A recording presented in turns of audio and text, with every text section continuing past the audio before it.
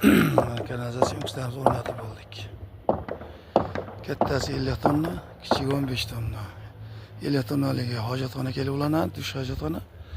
15 tonnalik kuynasi ulanadi.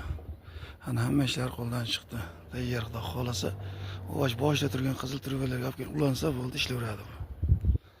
Chiqish qoti mana bu, ikkalasi oldida bitta qo'yilgan, bunisiga ikkita qo'yilgan. Mana trubalarimiz hammasini teshib qo'yganmiz. Shu drenaj bo'lib ishlaydi bu. Undan chiqadigan suvlari shu trubalar orqali yerga singadi. Undan chiqadigan suv yoqsiz suv chiqadi, texnik suv holatda bo'lib chiqadi. Shunga shebenklar yerga singaveradi. Ana hamma ishlar bo'ldi. Xudo xolasa qo'ldan chiqardik. Kimda qanaqa fikrlar bo'lsa, kommentariyaga yozib, o'z fikrlarini o'rtoqlashasizlar. Like bosib qo'llab turasizlar.